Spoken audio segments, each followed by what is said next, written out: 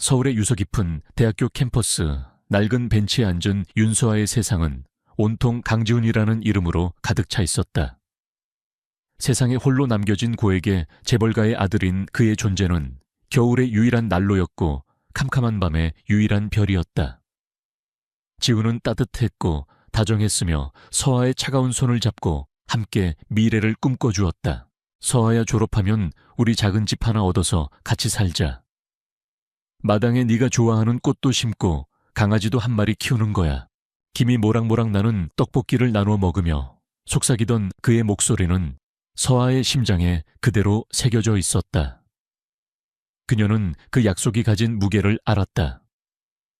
그의 가족들이 자신을 결코 받아들이지 않을 거라는 현실의 벽을 알았지만 지훈의 사랑만 있다면 무엇이든 이겨낼 수 있을 것 같았다. 그의 사랑이 그녀의 유일한 집이자 세상이었다. 행복과 불안이 아슬아슬하게 공존하던 어느 날 서아는 자신의 몸에 새로운 생명이 깃들었음을 알게 되었다. 두 줄이 선명하게 그어진 테스트기를 들고 그녀는 한참을 울고 웃었다. 두려웠지만 그보다 더 큰 행복이 밀려왔다. 이 아이는 어쩌면 그와 자신을 영원히 묶어줄 신의 선물일지도 모른다고 그녀는 순진하게 믿었다. 나 책임질게. 걱정하지 마, 서아야. 내가 어떻게든 부모님 설득할게. 우리 아기 내가 꼭 지킬 거야. 소식을 들은 지훈은 잠시 얼굴이 굳었지만 이내 서아를 끌어안으며 굳게 약속했다. 서아는 그 말을 철석같이 믿었다. 그의 품에 안겨 그녀는 장밋빛 미래를 그렸다. 굳게 닫힌 그의 집 대문이 자신과 아기를 향해 활짝 열리는 모습을 며칠 후 지훈은 약속대로 서아를 그의 집으로 데려갔다. 하지만 그녀를 맞이한 것은 따뜻한 환대가 아닌 얼음장처럼 차가운 강남의 고급 레스토랑, 그 안에서도 가장 깊숙한 프라이빗 룸이었다. 지훈의 어머니 신여사는 머리부터 발끝까지 빈틈없는 기품으로 치장하고 있었지만 그녀의 눈빛에는 서아를 향한 노골적인 경멸이 가득했다. 그래서 원하는 게 얼마지? 이것이 신여사가 서아에게 건넨 첫 마디였다. 안부를 묻거나 차를 권하는 의례적인 인사조차 없었다. 그녀는 서아를 아들의 연인이 아닌 돈을 목적으로 접근한 비천한 여자로 단정하고 있었다. 아닙니다, 어머님. 저는 돈 때문에 지훈 씨를 만난 게 아니에요. 저희는 시끄럽구나. 신 여사는 서아의 말을 가차없이 잘랐다. 그녀는 우아한 손짓으로 테이블 위에 통장 하나를 밀어놓았다. 이 안에 네가 평생 만져보지도 못할 돈이 들어있어. 이걸로 뱃속의 것은 깨끗하게 정리하고 다시는 내 아들 앞에 나타나지 마라. 어디 근본도 없는 고아 주제에 감히 내 아들의 발목을 잡아. 모욕적인 말들이 비수가 되어 서아의 심장에 박혔다. 눈물이 핑 돌았지만 그녀는 이를 악물고 참으며 지훈을 바라보았다. 구해달라는 당신이 약속하지 않았냐는 절박한 눈빛이었다. 하지만 지훈은 어머니의 서슬퍼런 기세에 눌려 아무 말도 하지 못했다. 어머니 서아는 그런 애가 아니에요. 라고 작게 중얼거렸지만 신여사의 차가운 시선 한 번에 입을 다물어 버렸다. 그는 고개를 숙인 채 서아의 애타는 시선을 피하기만 했다. 그 침묵은 그 어떤 말보다도 더 잔인한 비수였다. 세상이 무너져 내렸다. 서아는 더 이상 그 자리에 앉아 있을 수 없었다. 그녀는 통장을 그대로 둔 채 비틀거리며 자리에서 일어났다. 레스토랑을 뛰쳐나오자 마치 기다렸다는 듯 차가운 밤비가 쏟아지기 시작했다. 뒤따라 나온 지훈이 그녀의 팔을 잡았다. 하지만 그의 입에서 나온 말은 서아를 더 깊은 절망으로 밀어 넣었다. 서아야, 미안해. 하지만 우리 엄마 말 듣는 게 맞아. 이게 너와 나 우리 모두를 위한 최선이야. 나도 내 인생이 있어. 그는 매정하게 그녀의 팔을 놓았다. 그리고 뒤도 돌아보지 않고 자신의 고급 세단에 올라탔다. 칠흑 같은 어둠 속으로 멀어지는 빨간 후미등을 보며 서아는 그 자리에 주저앉아 버렸다. 손에 꼭 쥐고 있던 이제는 너덜너덜해진 초음파 사진이 빗물에 젖어 형체를 알아볼 수 없게 되었다. 사랑은 거짓이었고 약속은 부서졌으며 그녀의 세상은 산산조각 났다. 비명조차 나오지 않았다. 쏟아지는 비를 온몸으로 맞으며 그녀는 텅 빈 눈으로 허공을 응시했다. 모든 것이 끝났다고 생각했다. 하지만 바로 그 순간 그녀는 본능적으로 자신의 배를 감싸 안았다. 차갑게 식어버린 몸 안에서 아주 미약하지만 분명한 생명의 온기가 느껴졌다. 뱃속의 아이. 지우는 버렸지만 자신은 버릴 수 없는 유일한 존재. 서아의 텅 빈 눈동자에 아주 작은 불꽃 하나가 피어올랐다. 눈물과 빗물이 뒤섞여 뺨을 타고 흘러내렸다. 죽을 수 없었다. 아니, 죽지 않을 것이다. 이 아이를 위해서라도 반드시 살아남아야만 했다. 그 밤의 비는 한 여자의 세상을 무너뜨렸지만 동시에 아무도 예상치 못한 강인한 어머니를 탄생시키고 있었다. 그 밤의 비는 윤서아의 세상에 있던 모든 색을 앗아갔다. 그녀의 삶은 이제 흙과 백 아니 오직 잿빛으로만 이루어져 있었다. 명문대학교 캠퍼스에 총명하던 여대생은 온데간데 없었다. 불러오는 바에 때문에 아르바이트 자리에서마저 쫓겨난 그녀는 보증금도 없는 서울의 한 낡은 반지하 월세방으로 거처를 옮겨야 했다. 햇빛 한 줌 제대로 들지 않는 방에서는 늘 눅눅한 곰팡이 냄새가 났다. 여름에는 찜통이었고 겨울에는 냉골이었다. 그녀는 만삭의 몸을 이끌고 닥치는 대로 일했다. 식당 주방에서 산더미처럼 쌓인 그릇을 닦았고 혹독한 추위 속에서 길거리에 나가 전단지를 돌렸다. 차가운 바람이 살을 애는 듯했지만 그녀는 본능적으로 자신의 배를 감싸 안았다. 이 안에 있는 작은 생명, 그것이 그녀가 숨을 쉬는 유일한 이유였다. 세상은 냉혹했다. 사람들은 그녀의 배를 보며 수군거렸고 때로는 노골적인 경멸의 시선을 보내기도 했다. 그럴 때마다 심장이 얼어붙는 듯했지만 그녀는 꿋꿋이 버텨냈다. 뱃속의 아이가 처음으로 발길질을 하던 날 그녀는 캄캄한 반지하 방에서 혼자 엉엉 울었다. 그것은 슬픔의 눈물이 아닌 살아있다는 것을, 혼자가 아니라는 것을 느끼게 해준 생명의 경이로움에 대한 감사함의 눈물이었다. 10달의 시간이 흐르고 서아는 찢어지는 고통 끝에 옥동자 같은 아들을 낳았다. 그녀는 아이에게 하준이라는 이름을 지어주었다. 여름 하늘처럼 맑고 크게 자라라는 의미였다. 하지만 아이의 탄생은 기쁨과 동시에 더 큰 현실의 무게를 안겨주었다. 갓난아기를 돌보며 할 수 있는 일은 많지 않았다. 그녀의 하루는 24시간이 모자랐고 몸은 쇠라도 씹은 듯 무거웠다. 분유값과 기저귀 값을 벌기 위해 잠을 줄여가며 밤늦게까지 인형 눈을 붙이는 부업을 했다. 그러던 어느 날이었다. 아기띠에 하준을 재우고 마트에서 세일하는 야채 몇 가지를 사서 집으로 돌아오는 길이었다. 지친 몸통, 빈 지갑, 막막한 미래. 모든 것이 그녀를 짓눌렀다. 이렇게 살아서 뭐하나. 절망적인 생각이 고개를 들던 바로 그 순간이었다. 아이고, 한 노인이 그녀 앞에서 힘없이 주저앉았다. 손에 들고 있던 과일 봉지가 터지면서 사과 몇 개가 길 위로 굴러갔다. 주변 사람들은 잠시 쳐다볼 뿐 누구 하나 선뜻 나서는 이가 없었다. 서아는 자신도 모르게 발걸음을 옮겼다. 어르신 괜찮으세요? 그녀는 노인을 부축해 일으켜 세우고 굴러다니는 사과를 주어 봉지에 담아주었다. 노인은 남루한 행색이었지만 눈빛만은 깊고 차분했다. 고맙다 아가씨. 정말 고마워. 노인은 연신 고맙다고 말하며 서아를 바라보았다. 그러다 그의 시선이 서아의 목에 걸린 낡은 목걸이에 멈췄다. 그것은 작은 새 모양의 펜던트가 달린 그녀의 어머니가 남긴 유일한 유품이었다. 그 목걸이 참 곱구나. 어디서 구한 것이냐? 아, 이건 돌아가신 저희 어머니 유품이에요. 저한테는 가장 소중한 물건이죠. 서아는 희미하게 웃으며 대답했다. 그런데 노인의 반응이 이상했다. 그의 눈이 크게 흔들렸고 이내 눈시울이 붉어졌다. 그는 떨리는 손으로 서아의 목걸이를 가리키며 무언가 말하려 했다. 바로 그때 검은색 세단 한 대가 소리 없이 그들 곁에 멈춰 섰다. 차에서 내린 중년의 남자가 황급히 노인에게 다가와 정중하게 고개를 숙였다. 회장님, 여기서 이러시면 어떡합니까?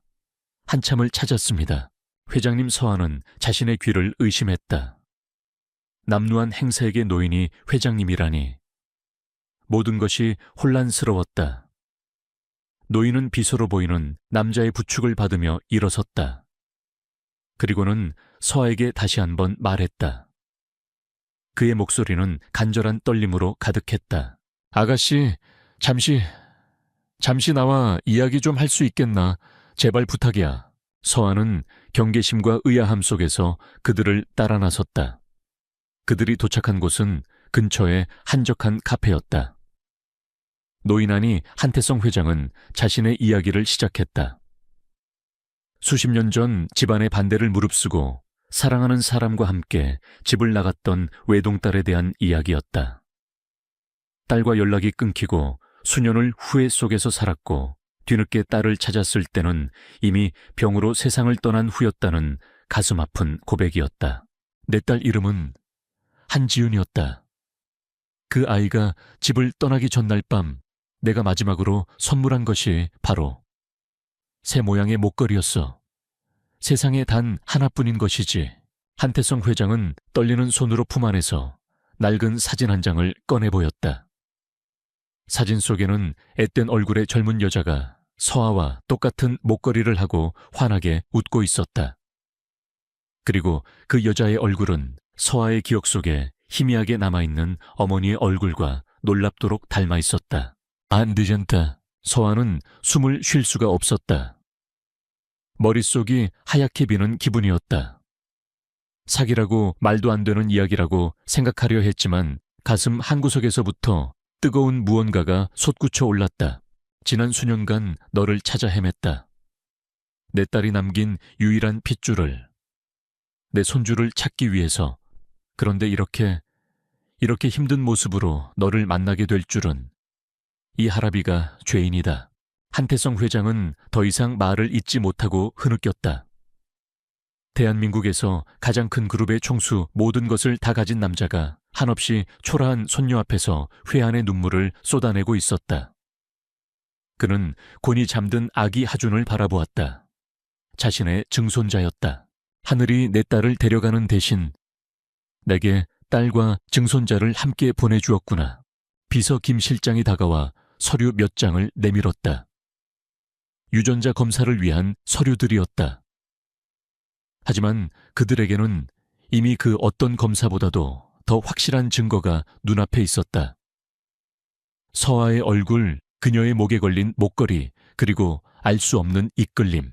서아는 잠든 하준의 작은 손을 꼭 잡았다. 잿빛으로만 가득했던 그녀의 세상에 믿을 수 없을 만큼 눈부신 한 줄기 빛이 비치기 시작하고 있었다. 그것은 절망의 끝에서 기적처럼 피어난 희망이라는 이름의 꽃이었다. 어둡고 긴 터널의 끝이 마침내 보이기 시작했다. 1년이라는 시간은 많은 것을 바꾸어 놓았다. 윤서에게 지난 1년은 단순한 시간의 흐름이 아니었다. 그것은 낡은 자신을 부수고 새로운 사람으로 다시 태어나는 고통스럽지만 눈부신 담금질의 과정이었다. 한태성 회장은 손녀에게 안락한 산만을 제공하지 않았다. 그는 그녀에게 세상을 지배하는 법을 가르쳤다. 서아는 스펀지가 물을 빨아들이듯 모든 것을 흡수했다. 새벽부터 밤늦게까지 경제학, 경영학, 외국어, 그리고 재벌가의 일원으로서 갖춰야 할 모든 예법을 익혔다. 그녀를 이끈 것은 부와 명예에 대한 욕심이 아니었다. 다시는 누구에게도 무시당하지 않겠다는, 그리고 자신의 아들 하준에게는 완벽하고 안전한 세상을 만들어주겠다는 어머니로서의 절박한 다짐이었다. 그녀는 변했다. 더 이상 빗속에서 절망하던 가녀린 여대생이 아니었다. 그녀의 걸음걸이는 자신감에 차 있었고 눈빛은 깊고 차분했으며 목소리에는 부드럽지만 꺾을 수 없는 권위가 실려 있었다. 절망 속에서 피어난 꽃은 이제 누구도 함부로 대할 수 없는 위엄을 지닌 여왕의 모습으로 만개해 있었다. 그리고 마침내 운명의 날이 왔다. 서울의 최고급 호텔 그랜드 볼룸은 대한민국의 상류층 인사들로 가득 차 있었다. 천장에 거대한 샹들리에가 보석처럼 빛을 쏟아냈고 곳곳에서 터지는 기자들의 카메라 플래시가 밤하늘의 별처럼 반짝였다. 오늘은 강지훈의 아버지 회사가 중견그룹으로 발돋움하는 중요한 합병을 발표하고 그 계약의 증표로서 지훈과 파트너사 회장의 딸이 약혼을 발표하는 날이었다. 단상위 강지훈은 값비싼 턱시도를 입고 훤칠한 모습을 뽐냈지만 그의 눈빛 어딘가는 공허해 보였다. 그의 옆에 선 약혼녀는 아름다웠고 그의 어머니 신여사는 만족감과 승리감에 도취되어 손님들을 맞고 있었다. 아들의 미래를 성공적으로 설계해낸 자랑스러운 어머니의 모습 그 자체였다. 그녀에게 오늘은 가문의 영광이 정점에 달하는 날이었다. 이제 두 사람의 아름다운 미래를 약속하는 약혼 반지 교환이 있겠습니다. 사회자의 목소리가 드높게 울려 퍼지고 박수 소리가 터져 나왔다. 지훈이 약혼녀를 위해 준비된 반지를 집어들던 바로 그 순간이었다. 그왕 웅장한 소리와 함께 연회장의 거대한 문이 양쪽으로 활짝 열렸다. 모든 소음이 거짓말처럼 멎었다. 수백 명의 시선이 일제히 문 쪽으로 향했다. 그곳에 윤서아가 서 있었다. 그녀는 화려하게 치장하지 않았다. 깊고 푸른 빛이 감도는 몸의 곡선을 우아하게 드러내는 실크 드레스는 오히려 절제된 아름다움의 극치였다. 단정하게 올린 머리와 은은한 진주 귀걸이는 그녀의 고고한 분위기를 더욱 돋보이게 했다. 하지만 사람들을 압도한 것은 그녀의 외모가 아닌 그녀에게서 뿜어져 나오는 범접할 수 없는 아우라였다. 그리고 그녀는 혼자가 아니었다. 그녀의 한쪽에는 1년 전보다 훨씬 건강하고 행복해 보이는 한태성 회장이 서 있었다. 그리고 그의 다른 쪽 팔에는 귀여운 턱시도를 차려입은 어린 사내아이가 안겨 있었다. 태성그룹 3대의 등장은 그 자체로 하나의 완벽하고도 강력한 그림이었다. 연 회장은 순식간에 술렁이기 시작했다. 저분 한태성 회장님 아니신가? 옆에 여자는 누구지? 그리고 저 아이는? 단상 위의 주인공들은 그 자리에서 그대로 얼어붙었다. 신여사의 얼굴에서 승리감 넘치던 미소가 사라지고 당혹감과 불길한 예감이 그 자리를 대신했다. 강지훈은 서아를 알아보았다. 하지만 눈앞의 상황을 도저히 이해할 수 없었다. 1년 전 자신이 버렸던 초라한 여자. 그런 그녀가 왜 지금 이 나라 최고의 권력자인 한태성 회장과 함께 여기에 있는 것인가? 그리고 회장의 품에 안겨있는 저 아이. 지훈의 세상이 기울어지기 시작했다. 한태성 회장은 주변의 소란 따위는 안중에도 없다는 듯 서아와 하준을 데리고 단상을 향해 똑바로 걸어왔다. 당황한 주최 측은 어쩔 수 없이 그에게 길을 터주었다. 단상에 올라선 한태성 회장은 자연스럽게 사회적에서 마이크를 건네받았다. 그의 차분한 목소리가 장내의 모든 소음을 단번에 잠재웠다. 즐거운 자리를 잠시 방해하게 되어 송구스럽습니다. 오늘 저는 하객으로서뿐만 아니라 아주 중요한 발표를 하기 위해 이 자리에 섰습니다.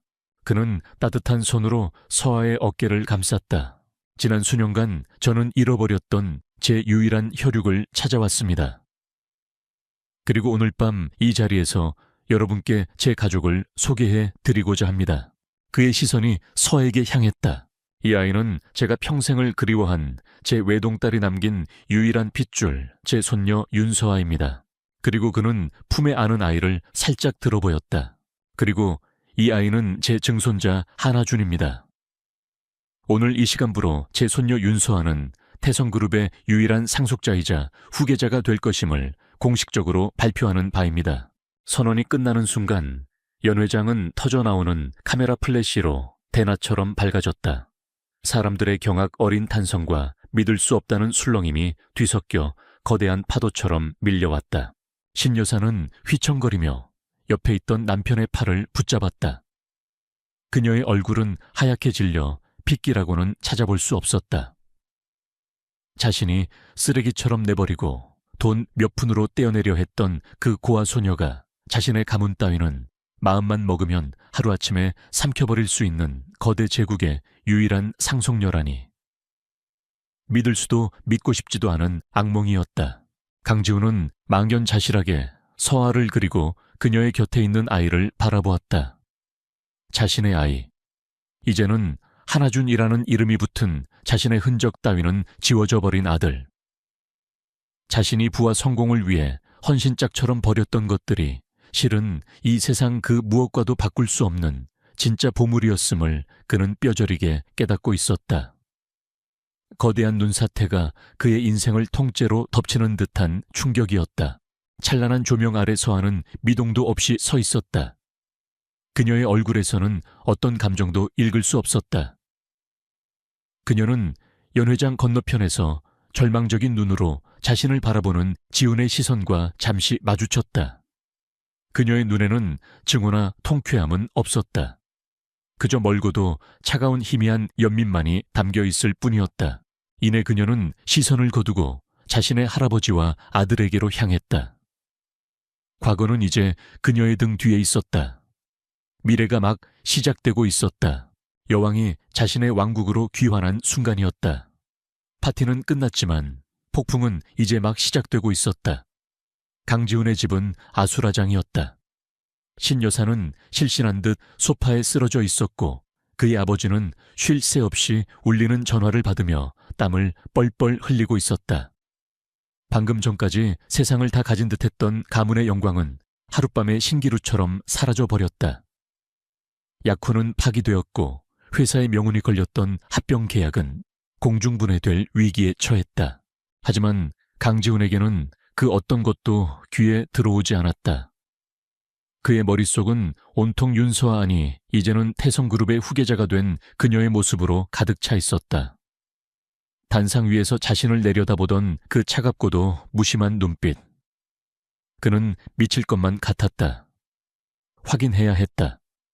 무릎 꿇고 빌어서라도 그녀를 만나야 했다. 그것이 망가진 자신의 인생을 되돌릴 유일한 방법이라고 그는 어리석게 믿었다. 지훈은 혼란스러운 집을 뛰쳐나와 무작정 차를 몰았다. 그의 차가 향한 곳은 서울의 심장부에 위압적으로 솟아있는 태성그룹의 본사 타워였다. 불과 몇 시간 전까지만 해도 그가 마음껏 드나들 수 있었던 세상의 모든 문은 이제 그를 향해 굳게 닫혀 있었다. 로비의 보안 요원들은 그를 불청객 취급하며 막아섰다. 윤소아 씨, 아니 윤소아 상무님 좀 만나게 해주십시오. 제발 부탁입니다. 그의 애원은 공허했다. 그는 결국 타워 앞에서 밤새도록 서성였다.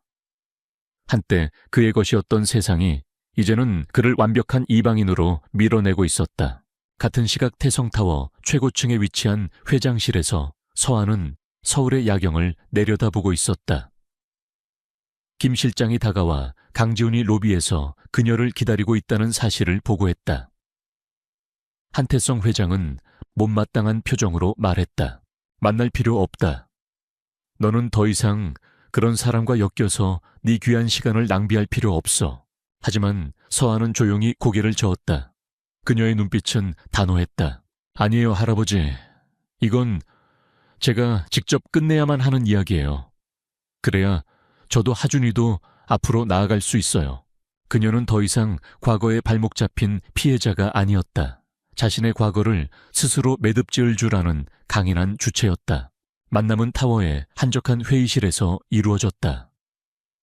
차가운 대리석 테이블과 딱딱한 의자만이 놓인 어떤 온기도 느껴지지 않는 공간이었다. 서하는 먼저 와서 자리에 앉아 있었다. 그녀는 지훈이 들어서는 순간에도 조금의 미동도 없이 그를 바라보았다. 지훈의 모습은 처참했다. 값비싼 턱시도는 구겨져 있었고 완벽하게 매만졌던 머리는 헝클어져 있었다. 붉게 충혈된 그의 눈은 절망으로 가득 차 있었다. 그는 마치 사형 선고를 기다리는 죄수처럼 서아의 맞은편에 힘없이 주저앉았다. 서아야. 그의 목소리는 갈라져 나왔다. 미안해. 정말 미안하다. 그때 나는 정말 어쩔 수가 없었어. 어머니가 너무 무서웠고 모든 걸 잃게 될까봐 두려웠어. 하지만 너를 사랑했던 마음만은 진심이었어. 제발 믿어줘. 그는 구차한 변명을 늘어놓기 시작했다. 하지만 서아의 표정은 변함이 없었다. 그녀의 침묵이 더 큰 공포가 되어 그를 짓눌렀다. 결국 지우는 의자에서 내려와 그녀의 앞에 무릎을 꿇었다. 제발 서아야, 내게 한 번만 기회를 줘. 내가 다 버릴게. 회사도 집안도 다 버리고 너한테 갈게. 우리 하준이, 그래, 우리 아들, 내가 진짜 아빠가 될 수 있게 해줘. 제발. 그의 절규가 텅 빈 회의실을 울렸다. 하지만 서아는 여전히 차분했다. 그녀는 오랫동안 그를 내려다보다가 마침내 나지막이 입을 열었다. 일어나세요, 강지훈 씨. 강지훈 씨. 그 호칭은 두 사람 사이에 다시는 건널 수 없는 강이 생겼음을 알리는 선언과도 같았다. 당신이 미안해야 할 대상은 지금의 내가 아니에요. 당신이 사랑했다던 윤서아는 1년 전 당신이 버리고 떠난 그 빗속에서 이미 죽었어요. 지금 당신 앞에 앉아있는 사람은 한하준의 엄마이자 태성그룹의 후계자 윤서아입니다. 그녀의 목소리는 조용했지만 그 어떤 비명보다도 날카롭게 지훈의 가슴을 파고들었다. 그리고 어머니 핑계 대지 마세요.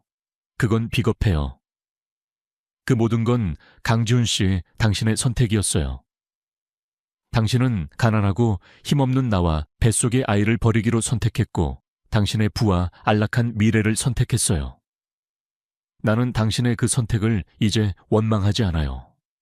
그러니 당신도 내 선택을 존중해 주세요. 지우는 그녀의 말에 희망을 보았다. 원망하지 않는다니. 그는 다급하게 물었다. 그럼 우리 다시 시작할 수 있는 거야. 용서해 주는 거지. 서아는 희미하게, 그러나 아주 쓸쓸하게 웃었다. 용서할게요. 그 말에 지훈의 얼굴에 잠시 화색이 돌았다. 하지만 이어지는 그녀의 말은 그를 더 깊은 나락으로 떨어뜨렸다. 당신이 용서받을 자격이 있어서가 아니에요. 내 인생을 앞으로 나아가게 하기 위해서요. 내 안에 남아있던 당신에 대한 증오와 원망, 그 지긋지긋한 감정의 찌꺼기들을 버리기 위해서입니다. 당신이라는 무거운 짐을 내 마음에서 완전히 내려놓는 것, 그게 내가 당신에게 베푸는 용서의 의미예요. 그것은 자비를 구하는 자에게 내리는 가장 잔인한 형태의 용서였다. 그의 존재를 그녀의 인생에서 완벽하게 지워버리겠다는 선언이었다. 하준이는 자신의 생물학적 아버지가 누구인지 알게 될 겁니다. 아이에게서 뿌리를 빼앗을 만큼 나도 모질지는 못하니까요. 하지만 당신이 하준이의 인생에 아버지라는 이름으로 참여할 권리는 1년 전 그 밤 당신 스스로 버린 겁니다. 서아는 자리에서 일어섰다. 만남이 끝났음을 알리는 신호였다. 이만 가보세요. 지우는 그 자리에 무릎 꿇은 채 망견자실하게 그녀를 올려다보았다. 그는 용서를 구하러 왔지만 그가 받은 것은 그의 존재 자체를 지워버리는 차가운 동정이었다. 그는 그녀의 사랑도 증오도 아닌 완벽한 무관심의 대상이 되어버린 것이다. 서아는 뒤도 돌아보지 않고 회의실을 걸어 나갔다. 딸깍 하고 문이 닫히는 소리는 그녀의 인생에서 강지훈이라는 챕터가 완전히 끝났음을 알리는 마지막 마침표였다. 홀로 남겨진 지훈은 텅 비고 차가운 회의실 바닥에 주저앉아 소리 없이 오열했다. 그는 자신이 무엇을 잃어버렸는지 이제야 온몸으로 깨닫고 있었다. 세월은 강물처럼 흘러 3년이라는 시간이 지났다. 강산도 변한다는 시간 속에서 많은 것들이 제자리를 찾거나 혹은 완전히 다른 모습으로 변해 있었다. 태성그룹의 회장실 윤서아는 이제 더 이상 어설픈 상속녀가 아니었다. 그녀는 수십 명의 임원들 앞에서 냉철한 카리스마로 회의를 주재하고 있었다. 날카로운 질문과 거침없는 결단력, 그리고 문제의 핵심을 꿰뚫는 통찰력은 그 자리에 앉은 그 누구도 그녀를 풋내기라 얕볼 수 없게 만들었다. 창밖으로 그녀를 지켜보는 한태성 회장의 얼굴에는 더 없는 자랑스러움과 깊은 안도감이 서려 있었다. 손녀는 그의 기대를 뛰어넘어 자신만의 힘으로 태성이라는 거대한 제국을 이끌어가는 진정한 군주로 성장해 있었다. 하지만 그녀가 세상에 보여준 가장 위대한 업적은 경영 실적이 아니었다. 그녀는 사제를 털어 돌아가신 어머니의 이름을 딴 지윤희망재단을 설립했다. 재단의 목표는 단 하나, 세상의 모든 미혼모와 그 아이들이 차별과 가난 속에서 좌절하지 않도록 돕는 것이었다.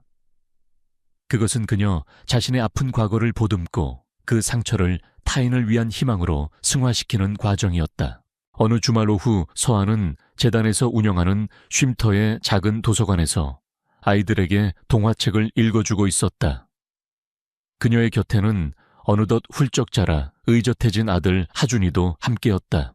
그래서 공주님은 어떻게 됐어요?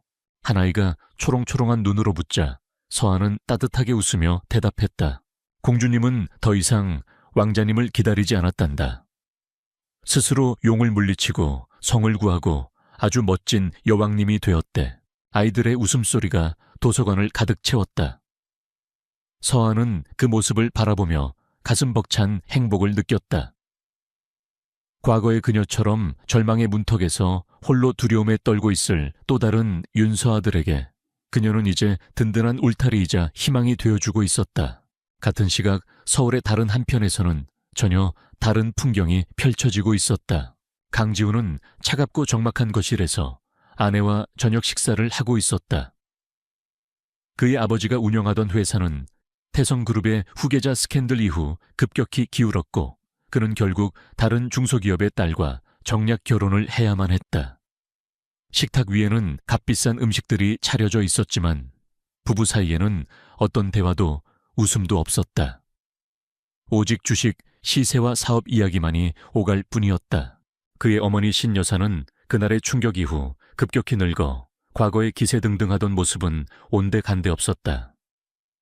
그녀는 멍하니 허공을 바라보며 의미 없는 숟가락질만 반복할 뿐이었다. 지우는 자신이 선택한 풍요 속에서 지독한 가난과 공허함을 느끼고 있었다. 이따금 그는 서아가 허락한 조건에 따라 하준을 멀리서 지켜볼 수 있었다. 오늘도 그는 자신의 고급 세단 안에서 하준이 다니는 유치원 건너편에 차를 세워두고 있었다. 잠시 후 하원 시간이 되자 아이들이 제잘거리며 밖으로 나왔다. 그리고 그 중에는 한태성 회장의 손을 꼭 잡고 환하게 웃고 있는 하준이가 있었다. 할아버지, 오늘 저녁에는 뭐 먹을 거예요? 하준이가 좋아하는 걸로 해주세요 오냐, 우리 강아지. 오늘은 할아버지가 세상에서 제일 맛있는 떡볶이를 해주마. 다정한 대화를 나누며 걸어가는 두 사람의 모습을 지우는 숨죽여 지켜보았다. 자신이 안아줄 수도 이름을 부를 수도 없는 아들. 자신이 가졌을 수도 있었던 저 따뜻한 가족의 풍경. 그는 자신이 황금으로 만들어진 새 장을 선택하기 위해 사랑으로 가득 찬 진짜 집을 버렸다는 사실을 매일같이 확인하며 고통받았다. 그것이 그가 스스로에게 내린 평생에 걸친 형벌이었다. 그날 밤 서아는 하준을 침대에 눕히고 자장가를 불러주었다. 엄마. 응, 우리 아들. 엄마는 행복해. 아이의 순수한 질문에 서아는 미소를 지으며 아들의 이마에 입을 맞췄다. 그럼 세상에서 제일 행복하지? 엄마에겐 우리 하준이가 있으니까. 아이가 잠든 것을 확인하고 방을 나온 서아는 거실 벽에 걸린 사진 앞에 섰다. 사진 속에는 그녀의 어머니와 한태성 회장이 함께 웃고 있었다. 그녀는 어머니의 유품이었던 새 모양 목걸이를 부드럽게 매만졌다. 과거의 상처는 암으로 단단한 굳은 살이 되었고 그 굳은 살은 이제 그녀를 지키는 가장 강력한 갑옷이 되어주었다. 창밖으로 서울의 야경이 별처럼 펼쳐져 있었다. 빗속에서 모든 것을 잃었던 한 여자는 이제 자신의 왕국에서 가장 따뜻하고 찬란한 빛을 발하고 있었다. 사람의 가치는 그가 가진 것으로 증명되지 않는다. 넘어졌을 때 다시 일어서는 용기, 그리고 그 상처를 타인을 위한 온기로 바꿀 줄 아는 지혜에 있다. 한순간의 비겁한 선택은 평생의 후회를 낳지만 역경을 이겨낸 강인한 의지는 그 무엇보다 값진 유산을 남긴다. 윤서아가 물려받은 것은 태성이라는 거대한 그룹이 아니었다. 그녀가 진정으로 물려받은 것, 그리고 앞으로 그녀가 아들에게 물려줄 것은 절망 속에서도 결코 사라지지 않는 희망이라는 이름의 가장 위대한 유산이었다. 폭풍은 완전히 지나갔고 그녀는 마침내 자신의 집으로 돌아와 평온을 찾았다. 숨막히는 국화향이 서울 강남의 대형 장례식장 전체를 무겁게 감돌았다. 거대한 영정 사진 속에서 박진철 회장은 생전에 온화한 미소를 짓고 있었지만 그를 둘러싼 모든 것은 차갑고 엄숙하기만 했다. 검은 상복을 차려입은 조문객들의 행렬은 끊이지 않았고 그들이 내미는 두툼한 부의금 봉투는 가문의 부와 명성을 소리 없이 증명하고 있었다. 서운하는 그 모든 풍경과 어울리지 않는 섬처럼 장례식장 한 구석에 위태롭게 서 있었다. 그녀의 검은 원피스는 여러 번 세탁하여 색이 발해 있었고 명품 가방과 화려한 장신구로 치장한 다른 가족들 사이에서 유독 초라해 보였다. 그녀의 얼굴에는 시아버지를 잃은 순수한 슬픔이 깃들어 있었지만 그 슬픔 위로 불안과 수치심 그리고 깊은 절망감이 그림자처럼 드리워져 있었다. 박진철 회장. 그는 이 차가운 시댁에서 은에게 유일한 온기였다. 재벌가의 안주인인 시어머니 최 여사와 유학파 출신 시누이 박민희는 가난한 집안 출신이라는 이유로 사사건건 은하를 무시하고 경멸했다. 남편 박민주는 착한 사람이었지만 어머니와 여동생의 등살에 못 이겨 언제나 아내를 외롭게 만드는 약한 남자였다. 오직 시아버지 박 회장만이 은하를 묵묵히 챙겨주었다. 그는 말이 많은 사람이 아니었다. 그저 은하가 야근하고 늦게 들어오는 날이면 말없이 꿀물 한 잔을 건네주었고 가끔 길거리에서 파는 따끈한 붕어빵을 사 와 애미야. 이거 먹어보렴 하며 무심한 척 내밀곤 했다. 그 소박한 친절이 있었기에 은하는 숨막히는 시집살이를 견뎌낼 수 있었다. 그런데 이제 그 마지막 바람막이가 사라져버린 것이다. 은하의 슬픔은 진짜였다. 하지만 그녀를 더욱 고통스럽게 하는 것은 따로 있었다. 바로 부의금이었다. 어젯밤 5살 배기 아들 준서가 갑자기 불덩이 같은 고열에 시달렸다. 놀란 은하는 아이를 업고 정신없이 응급실로 달려갔고 밤새 아이를 간호했다. 다행히 아침이 되자 아이의 열은 내렸지만 그 대가로 은하의 지갑은 텅 비어버렸다. 시아버지의 장례에 쓸 부의금을 위해 비상금으로 고이 모아두었던 마지막 몇만 원까지 병원비로 전부 써버린 것이다. 꼴 좀 봐, 쟤. 저런 옷을 입고 어딜 돌아다니는 거야. 우리 집안 망신 다 시키네. 시누이 민희가 최 여사에게 들릴 듯 말 듯. 속삭이는 소리가 은하의 귀에 날카롭게 박혔다. 최 여사는 조문객을 맞으며 우아하게 미소 짓다가도 은에게 시선을 돌릴 때면 그 미소는 온데간데 없이 사라지고 싸늘한 경멸만이 남았다. 마치 보이지 않는 사람을 대하듯 그녀는 은하를 철저히 무시했다. 남편 민주는 저편에서 친구들과 이야기를 나누며 애써 아내의 쪽을 외면하고 있었다. 그는 아내의 공영을 알았지만 어머니 앞에서 감히 아내의 편을 들어줄 용기가 없었다. 은하는 두 손을 마주 잡았다. 손바닥이 축축하게 젖어 있었다. 이제 곧 가족들이 함께 영정 앞에 서서 마지막 예를 올리는 시간이 다가올 터였다. 모두가 두툼한 봉투를 꺼내 조의를 표할 때 자신은 무엇을 내밀어야 한단 말인가. 빈손으로 올라가온 집안 사람들과 조문객들 앞에서 망신을 당해야 하는 걸까. 상상만으로도 피가 거꾸로 솟는 기분이었다. 그녀는 어젯밤 응급실에서의 일을 떠올렸다. 뜨거운 아들의 이마를 짚으며 밤새 신에게 빌었다. 제발 우리 아들만 무사하게 해달라고. 내 모든 것을 가져가도 좋으니 아들만은 지켜달라고. 신은 그녀의 기도를 들어주었지만 너무나도 가혹한 방식으로 대가를 치르게 했다. 마지막 남은 자존심마저 앗아간 것이다. 문득 며칠 전 시아버지와의 마지막 대화가 떠올랐다. 병상에 누워 힘겹게 숨을 쉬던 박 회장은 은하의 손을 잡고 희미하게 말했다. 애미야, 미안하다. 그리고 고맙다. 무엇이 미안하고 무엇이 고마우셨을까? 은하는 그 의미를 다 헤아릴 수 없었다.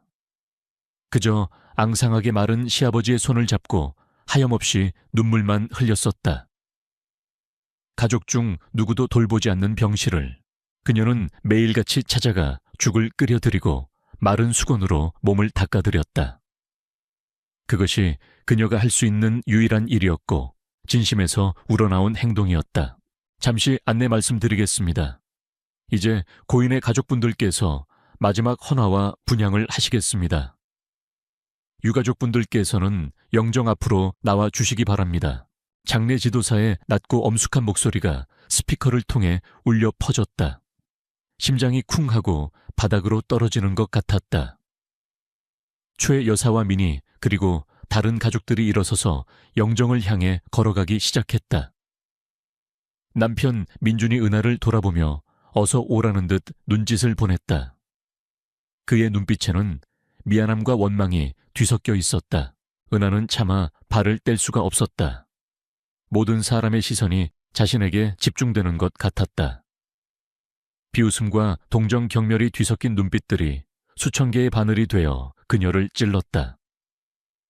발바닥에서부터 차가운 기운이 올라와 온몸이 마비되는 듯했다. 그녀의 세상은 무너지고 있었다. 텅 빈 손 텅 빈 지갑 그리고 잿더미처럼 차갑게 식어버린 마음만이 남아있었다. 이제 피할 곳은 어디에도 없었다.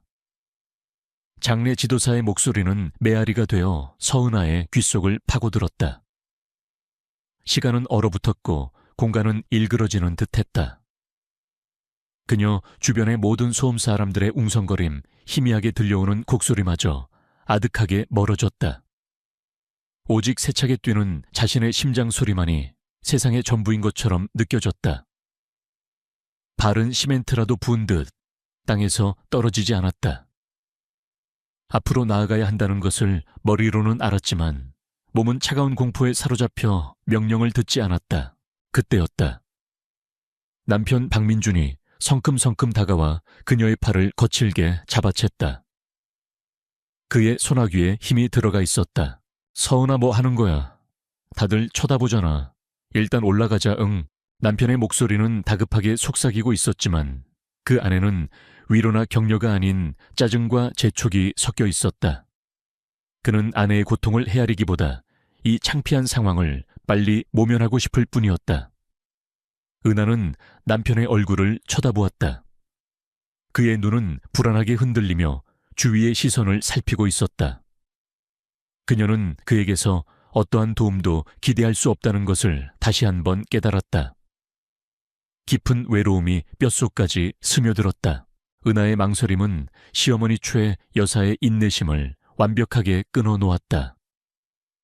그녀는 조문객들 앞에서는 한없이 우아하고 기품 있는 미망인의 모습을 연기했지만 그 가면 뒤에는 얼음장 같은 분노가 서려 있었다. 최 여사는 천천히 하지만 위압적인 발걸음으로 은에게 다가왔다. 세아가 부드럽게 부르는 호칭과 달리 그녀의 목소리는 서늘한 칼날 같았다. 뭘 그리 망설이고 있느냐? 내 시아버지가 살아계실 때 유독 너를 아끼지 않으셨니? 마지막 가시는 길 네가 정성껏 예를 다해야 아버님도 편히 눈을 감으실 게다. 주변 사람들은 그 말을 들으며 고개를 끄덕였다. 역시 사모님은 다르셔. 저런 며느리까지 챙기시는구나. 그들은 최 여사의 말이 얼마나 잔인한 채찍질인지 알지 못했다. 그것은 은에게 보내는 공개적인 최후 통첩이었다. 모두가 보는 앞에서 우리 가문의 격에 맞는 부의금을 내놓지 않으면 너는 아버님의 마지막 길마저 욕보이는 배은망덕한 며느리가 될 것이다. 옆에 서 있던 신우이 민희가 입술을 비죽이며 한마디 거들었다. 어머니 형님은 아직 마음의 준비가 안 되셨나 봐요. 저희라도 먼저 하는 게 어때요? 손님들 기다리시는데. 그 말은 은하의 가슴에 비수처럼 꽂혔다. 심장이 조각나는 기분이었다. 이제 정말 도망칠 곳도 숨을 곳도 없었다. 이 자리에서 증발해버리거나 바닥으로 꺼져버리고 싶었다. 눈앞이 캄캄해졌다. 어떻게 해야 하지? 그냥 이대로 주저앉아 버릴까? 아니면 소리라도 지를까? 내겐 돈이 없다고 당신들이 그토록 중시하는 그깟종이 쪼가리가 없어서 아버님께 마지막 인사도 드릴 수 없다고 울부짖을까? 수만 가지 생각이 머릿속을 스쳐 지나갔다.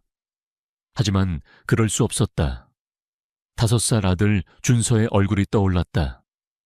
그리고 병상에서 자신의 손을 잡고 고맙다고 말하던 시아버지의 앙상한 얼굴이 떠올랐다. 그 순간 다른 모든 것이 희미해지며 시아버지의 그 마지막 모습만이 선명하게 각인되었다. 은하는 깨달았다. 자신이 지금 느끼는 이 수치심은 시어머니와 시누이 그리고 이 자리에 모인 사람들의 잣대로 만들어진 허상이라는 것을. 시아버지에 대한 자신의 진심은 결코 돈으로 측정될 수 있는 것이 아니었다. 그들의 기준에 맞춰 자신을 비하할 필요는 없었다. 바로 그 순간 그녀는 아침에 집을 나서기 전의 행동을 떠올렸다.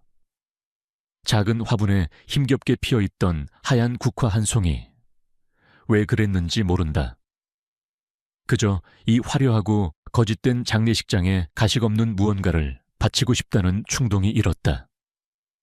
그녀는 그 꽃을 조심스럽게 꺾어 낡은 핸드백 안에 넣어 두었었다. 어쩌면 이것이 자신의 유일한 진심의 표현이 될 것임을 예감이라도 했던 걸까.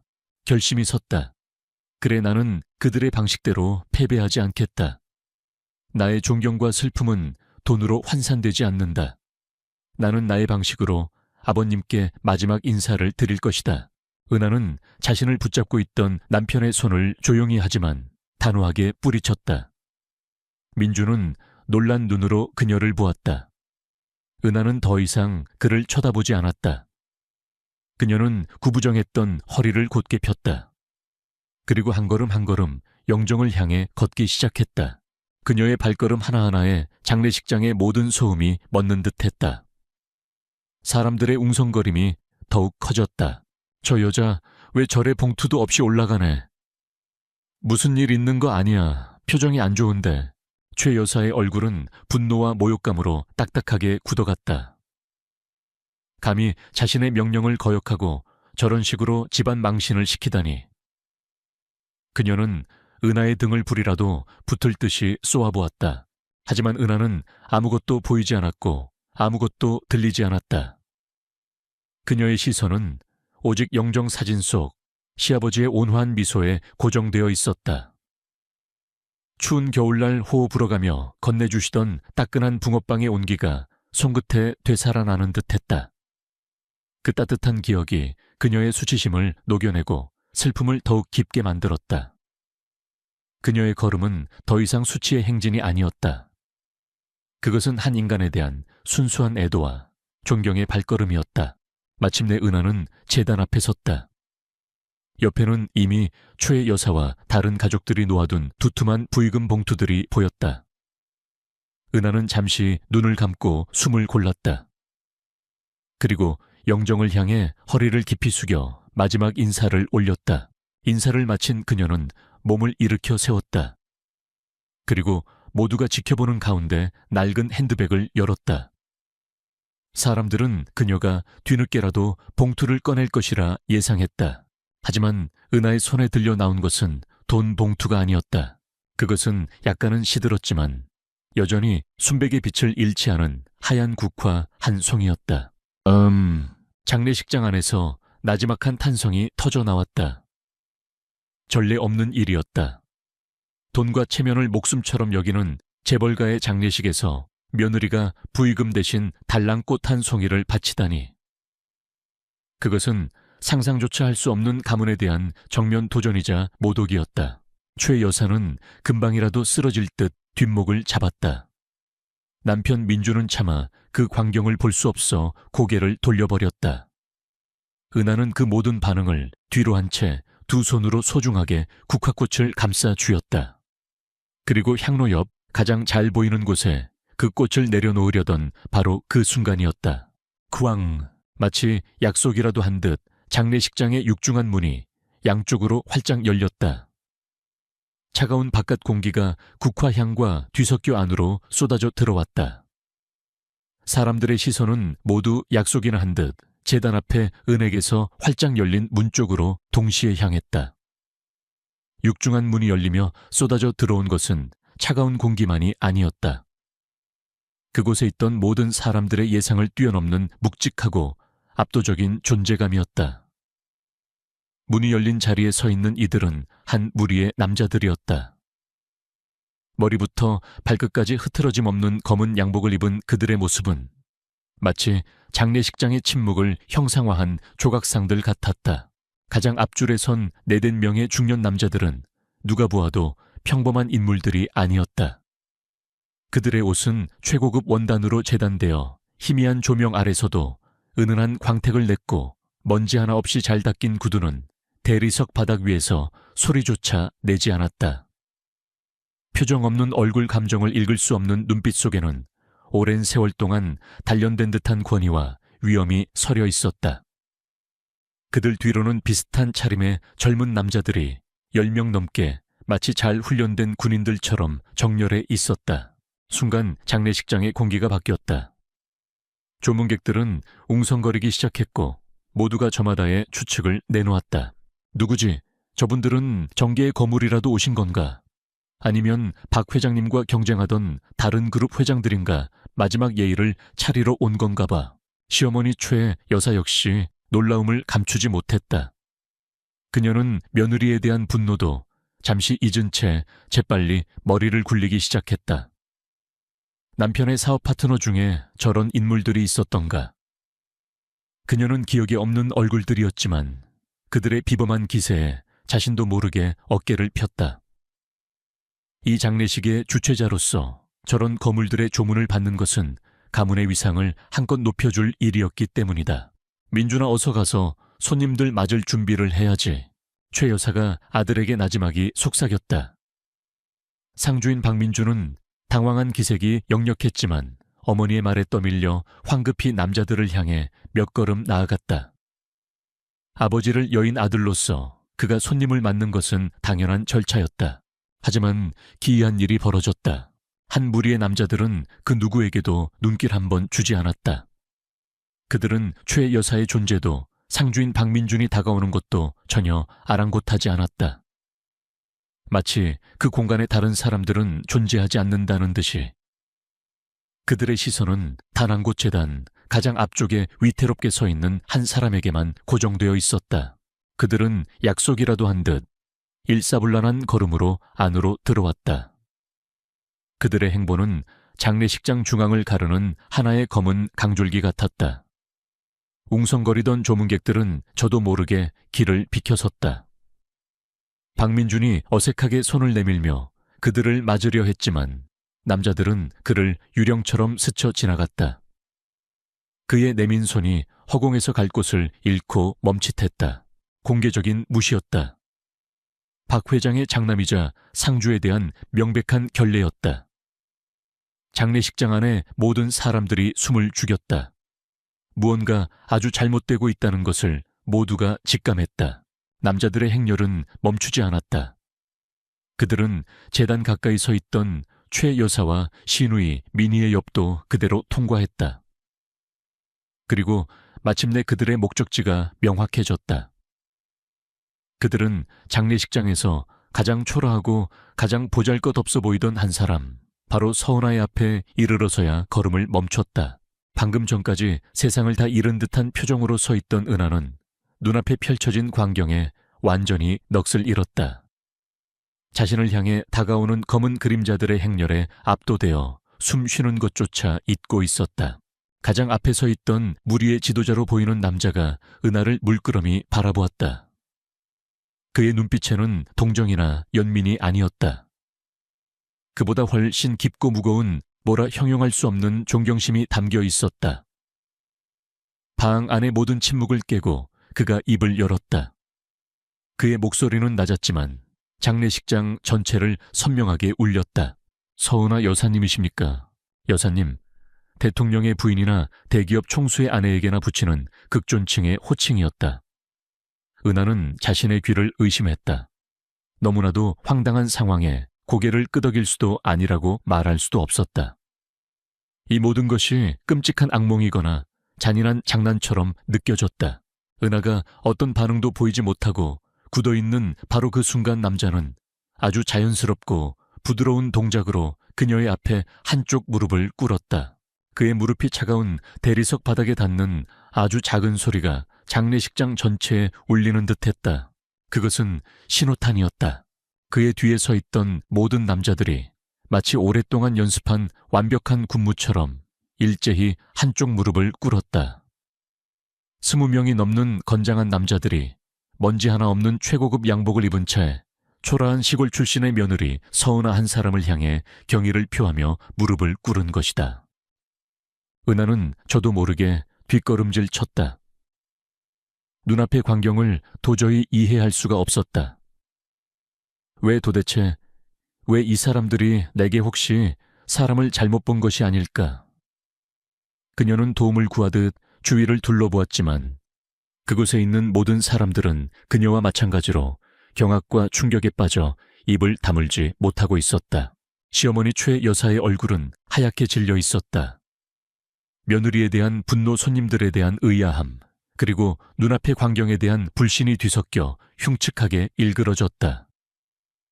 그녀는 이 모든 존경의 표시가 자신이 아닌 자신이 평생을 벌레처럼 무시해온 며느리에게 향하고 있다는 끔찍한 사실을 받아들일 수 없었다. 시누이 민희는 넋이 나간 사람처럼 입을 해 벌리고 서 있었고 남편 민주는 그 자리에 얼어붙어 미동조차 하지 못했다. 조문객들 사이에서는 이제 억눌리지 않는 속삭임들이 파도처럼 번져나갔다. 도대체 저 며느리 정체가 뭐야? 저 사람들은 누구고 지금 무슨 상황인 거지? 단 몇 분 만에 장례식장의 모든 권력 구도가 산산조각 났다. 가장 높은 곳에 있던 자들이 가장 낮은 곳으로, 가장 무시당하던 사람이 가장 높은 곳으로 올라서는 기이하고도 장엄한 역전이었다. 무릎을 꿇은 남자들의 지도자는 여전히 고개를 숙인 채 움직이지 않았다. 그는 서은아의 대답을 혹은 그녀의 다음 행동을 기다리고 있는 듯했다. 도대체 이들은 누구인가? 왜 여기에 왔는가? 그리고 왜 내게 무릎을 꿇는가? 수많은 질문들이 해답을 찾지 못한 채 숨막히는 정적 속에서 무겁게 떠다니고 있었다. 서은아는 떨리는 목소리로 간신히 물었다. 그녀의 목소리는 너무나 작아서 바로 앞에 무릎을 꿇고 있는 남자가 듣지 못할 것만 같았다. 하지만 지독한 정적 속에서 그녀의 한마디 한마디는 모두의 귓가에 선명하게 전달되었다. 저... 누구? 신데? 이러세요. 사람을 잘못 보신 것 같습니다. 그녀의 말에 무릎을 꿇고 있던 남자가 천천히 고개를 들었다. 그의 이름은 김태호였다. 그의 눈가에는 깊은 슬픔과 함께 은하를 향한 따뜻한 존경심이 서려 있었다. 그는 잘못 본 것이 아니라는 듯 확신에 찬 눈빛으로 은하를 바라보며 천천히 입을 열었다. 아닙니다, 서은아 여사님. 저희는 사람을 잘못 찾아오지 않았습니다. 저희야말로 너무 늦게 찾아뵈어 송구스러울 따름입니다. 김태호는 무릎을 꿇은 채로 마치 오래된 이야기를 들려주듯 차분하게 말을 이었다. 그의 목소리는 이제 장례식장 전체를 숙연하게 만드는 힘을 가지고 있었다. 지금으로부터 30년 전 서울 변두리에 곧 문을 닫게 될 작은 보육원이 하나 있었습니다. 난방비가 없어 아이들은 겨울에도 냉골에서 잠을 자야 했고 쌀이 떨어져 묽은 죽으로 하루하루를 버티던 곳이었습니다. 저는 그곳에서 가장 나이가 많은 아이 중 하나였습니다. 그의 이야기에 장례식장은 더욱 깊은 침묵에 빠져들었다. 최 여사와 가족들은 도대체 장례식장에서 보육원 이야기가 왜 나오는지 이해할 수 없다는 표정이었다. 모두가 희망을 포기했을 때 한 분이 나타나셨습니다. 그분은 자신의 이름을 절대 밝히지 말아달라고 신신당부하시며 보육권의 모든 빚을 갚아주셨습니다. 그리고 매달 아이들이 배불리 먹을 수 있는 식량과 따뜻한 옷, 그리고 가장 중요했던 학비를 남몰래 지원해 주셨습니다. 저희는 그분의 얼굴도 이름도 몰랐습니다. 그저 저희들끼리 그분을 키다리 아저씨라고 불렀습니다. 키다리 아저씨. 그 이름이 나오는 순간 몇몇 조문객들 사이에서 희미한 탄식이 흘러나왔다. 김태호는 잠시 말을 멈추고 영정 사진을 향해 고개를 깊이 숙였다. 그리고 다시 은하를 바라보며 말했다. 저희의 키다리 아저씨가 바로 저희에게 아낌없는 사랑을 베풀어 주신 분이 박진철 회장님이셨습니다. 그 말이 폭탄처럼 장례식장 중앙에 떨어졌다. 장례는 술렁이기 시작했다. 충격은 조문객들보다 가족들에게 더 컸다. 최 여사의 얼굴은 믿을 수 없다는 표정으로 굳어졌다. 수십 년을 함께 산 남편이었다. 그가 회사 일에만 미쳐있는 무뚝뚝한 사람인 줄로만 알았지. 그런 비밀스러운 선행을 베풀고 있었다는 것은 꿈에도 상상하지 못했다. 그녀가 명품과 사교 모임에 돈을 쏟아붓는 동안 남편은 보이지 않는 곳에서 사람을 키우고 있었던 것이다. 김태호는 말을 이었다. 그의 목소리에는 벅찬 감정이 실려 있었다. 여기 무릎을 꿇고 있는 이 모두가 바로 그 보육권 출신들입니다. 회장님의 보살핌이 없었다면 저희는 길거리로 나앉거나 평생 가난의 굴레를 벗어나지 못했을 겁니다. 하지만 회장님 덕분에 저희는 공부를 계속할 수 있었고 대학을 졸업하고 사회의 당당한 일원으로 살아갈 수 있게 되었습니다. 그는 뒤에 무릎 꿇은 이들을 손으로 가리켰다.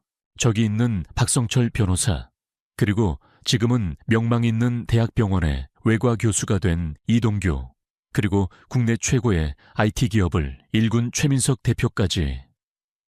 여기 있는 모두가 회장님께서 거두어 주신 자식들입니다. 저희는 회장님의 가장 위대한 유산입니다. 그들의 면면이 밝혀지자 장례식장의 충격은 경외감으로 바뀌기 시작했다. 재산을 물려주는 것이 아닌 사람을 키워낸 한 남자의 인생에 대한 깊은 존경심이었다. 김태호의 시선이 다시 은혜계로 향했다. 그의 눈빛은 이제 한없는 슬픔과 미안함으로 가득 차 있었다. 회장님께서 돌아가시기 몇 주 전 저희 몇몇을 조용히 부르셨습니다. 그것이 마지막 만남이 될 줄은 몰랐습니다. 그날 회장님께서는 저희에게 유언을 남기셨습니다. 김태호는 마치 박진철 회장의 목소리를 대신 전하는 것처럼 또렷하고 힘있는 목소리로 말했다. 그분은 이렇게 말씀하셨습니다. 내 평생의 가장 큰 재산은 회사 주식이나 강남의 빌딩이 아니다. 바로 너희들이다. 너희들이야말로 내 인생이 헛되지 않았다는 증거이자 나의 진정한 유산이다. 그리고 이렇게 덧붙이셨습니다. 하지만 내게는 또 하나의 보물이 있다. 바로 내 며느리 은하다. 그 아이는 차가운 곳에 홀로 피어난 꽃처럼 참으로 마음이 따뜻하고 선한 아이다. 내 가족들조차 외면할 때 그 아이는 진심으로 나를 돌보아 주었다. 은하는 숨을 쉴 수가 없었다. 시아버지가 자신을 그렇게 생각하고 있었다는 것을 처음 알았다. 그녀의 눈에서 뜨거운 눈물이 뺨을 타고 흘러내렸다. 김태호는 그 눈물을 바라보며 비통한 목소리로 유언을 이어갔다. 내가 걱정되는 것은 바로 그 아이다. 내가 세상을 떠나고 나면 그 아이는 그 넓은 집에서 완전히 홀로 남게 될 것이다. 내가 살아있는 동안 그 아이를 제대로 지켜주지 못했다. 그것이 내 평생의 한이다. 그러니 이것이 너희에게 전하는 나의 마지막 부탁이자 유언이다. 혹여 너희가 내게 졌다고 생각하는 마음의 빚을 갚고 싶다면 내 이름이나 내 회사에 갚으려 하지 마라. 대신 내 며느리의 방패가 되어다오. 그 아이의 가족이 되어주고 내 손주와 함께 어떤 어려움도 겪지 않도록 지켜다오. 그것만이 내가 너희에게 바라는 유일한 보답이다. 유언의 내용이 모두 밝혀지자 장례식장은 완전한 침묵에 휩싸였다. 최 여사는 휘청거리며 아들 민준의 팔을 붙잡았다. 그녀의 얼굴에서는 핏기가 완전히 가셨다. 부끄러움, 질투, 그리고 남편에 대한 원망이 뒤섞인 감정이 그녀를 덮쳤다. 남편의 마지막 관심이 자신이 아닌 평생을 구박해온 며느리에게 향해 있었다는 사실이 그녀를 비참하게 만들었다. 남편 박민주는 고개를 들지 못했다. 아버지가 이방인들에게 아내를 지켜달라고 부탁했다는 사실이 그의 심장을 갈기갈기 찢어놓았다. 아내를 지키지 못한 자신의 나약함과 비겁함이 온 세상에 드러난 기분이었다. 그때 김태호가 자리에서 일어섰다. 그가 손짓하자 다른 모든 남자들도 조용히 일어섰다. 김태호는 곁에 있던 동료가 들고 있던 단정하지만 묵직해 보이는 나무 상자를 받아 들었다. 그리고 그것을 두 손으로 공손히 은에게 내밀었다. 회장님께서는 저희가 드리는 마지막 부의금은 받지 않으시겠다 하셨습니다. 평생을 남몰래 도왔으니 마지막 가는 길까지 요란하게 만들고 싶지 않다고 하셨습니다. 대신 저희의 모든 정성을 모아 여사님과 아드님의 미래를 위해 써달라고 부탁하셨습니다. 이것이 아버님께서 여사님께 남기시는 마지막 선물이자 저희 모두의 진심입니다. 김태호가 나무 상자를 열었다. 그 안에는 현금 뭉치가 아닌 여러 개의 통장과 작은 건물의 등기권 리증, 그리고 하얀 봉투에 담긴 편지 한 통이 들어있었다. 그것은 시아버지가 며느리의 새로운 삶을 위해 뿌려둔 선의로 가득 찬 씨앗들이었다. 은하는 눈물로 흐려진 시야 너머로 나무 상자와 그 안에 담긴 것들, 그리고 자신을 바라보는 수많은 따뜻한 눈빛들을 번갈아 보았다. 그리고 마침내 그녀는 영정사진 속 시아버지의 온화한 미소를 올려다 보았다. 이제야 비로소 그가 마지막으로 남겼던 고맙다는 말의 의미를, 그의 깊고 외로운 사랑의 무게를 온몸으로 깨달을 수 있었다. 그의 진정한 유산이 지금 그녀의 눈앞에서 거대하고도 따뜻한 빛을 발하고 있었다. 시간이 멈춘 듯한 공간 속에서 모든 이의 시선은 오직 한 사람 서은에게로 향했다. 그녀의 손짓 하나, 숨결 하나가 장례식장의 공기를 결정하는 듯했다. 사람들은 그녀가 어떻게 행동할지 숨죽여 지켜보았다. 과연 그녀는 자신을 멸시했던 시댁 식구들 앞에서 그 상자를 들고 보란 듯이 돌아설 것인가? 아니면 그동안의 서름을 터뜨리며 그들을 원망할 것인가? 하지만 은하의 선택은 그 누구의 예상과도 달랐다. 그녀는 김태호가 내민 나무 상자를 향해 조용히 하지만 단호하게 손을 내저었다. 받지 않겠다는 완곡하지만 분명한 거절의 표시였다.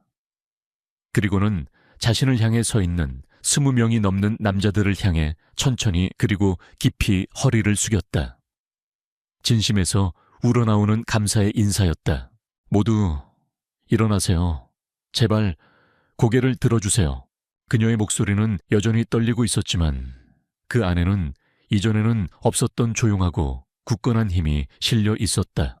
아버님께서 이 모습을 보고 계셨다면 절대 원치 않으셨을 겁니다. 여러분의 그 마음만으로도 저는 평생 갚지 못할 큰 빚을 졌습니다. 그녀의 말에 김태호와 남자들은 잠시 망설이다가 이윽고 천천히 몸을 일으켰다. 그들의 눈에는 은하를 향한 존경심이 더욱 깊어져 있었다. 은하는 다시 한번 나무 상자를 바라보았다. 그리고는 김태호를 향해, 아니 그곳에 있는 모든 사람들을 향해 말했다. 아버님의 가장 위대한 유산은 이 상자 안에 든 통장이나 건물이 아닙니다. 바로 여러분입니다. 수십 년간 아버님의 따뜻한 마음을 기억하고 마지막 가시는 길까지 이렇게 찾아와 주신 여러분의 그 진심이야말로 아버님께서 남기신 가장 빛나는 유산입니다. 제가 어찌 감히 그 고귀한 마음을 돈으로 받을 수 있겠습니까? 그녀의 말은 조용한 파문이 되어 사람들의 가슴에 스며들었다. 최 여사는 자신도 모르게 마른 침을 삼켰다. 평생을 돈과 명예의 가치로만 세상을 판단해온 그녀에게 은하의 말은 전혀 다른 세계의 언어처럼 들렸다. 은하는 상자 뚜껑을 열어 그 안에 고이 놓여 있던 하얀 편지 봉투만을 조심스럽게 꺼내 들었다. 저는 아버님의 이 마음 하나만 간직하겠습니다. 그리고는 김태회에게 상자를 되돌려주며 말을 이었다. 이 귀한 재산은 부디 아버님의 뜻을 이어 세상의 또 다른 누군가를 위한 키다리 아저씨가 되어주세요. 그래서 아버님의 사랑이 저에게서 멈추는 것이 아니라 세상으로 더 멀리, 더 따뜻하게 퍼져나가게 해주세요. 그것이야말로 하늘에 계신 아버님을 가장 기쁘게 해드리는 길이라고 믿습니다. 그 순간 김태호의 눈에서 뜨거운 눈물 한 방울이 흘러내렸다.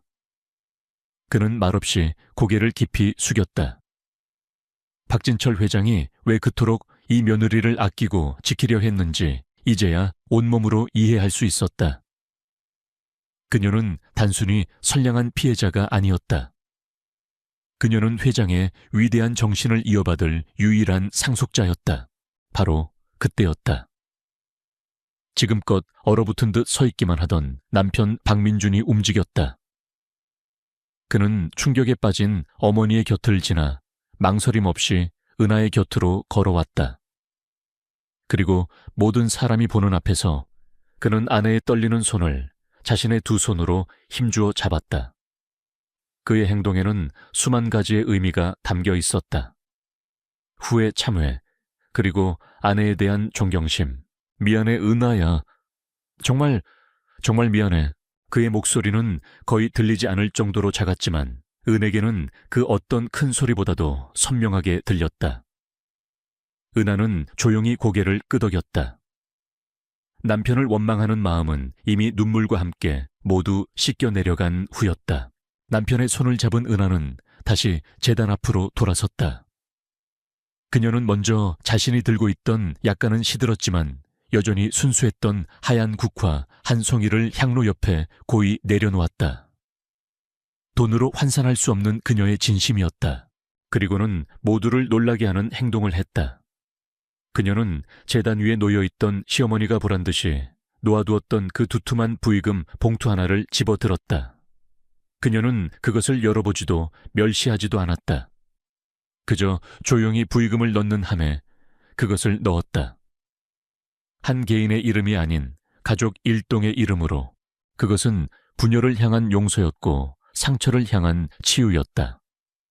그녀는 자신에게 쏟아졌던 모든 모욕을 더 큰 사랑으로 덮어버린 것이다. 최 여사는 그 모습을 망연자실하게 바라보았다. 완벽하게 치장된 그녀의 얼굴 위로 뜨거운 눈물 한 줄기가 길을 내며 흘러내렸다. 그것은 분노의 눈물이 아닌 평생 처음 느껴보는 깊은 패배감과 참회의 눈물이었다. 자신이 쌓아 올린 부와 명예의 성이 저 가난한 며느리의 진심 하나에 이토록 허무하게 무너져 내릴 줄이야. 김태호와 남자들은 더 이상 아무 말도 하지 않았다. 그들은 은하와 민준 그리고 영정사진을 향해 마지막으로 허리를 깊이 숙여 정중히 인사했다.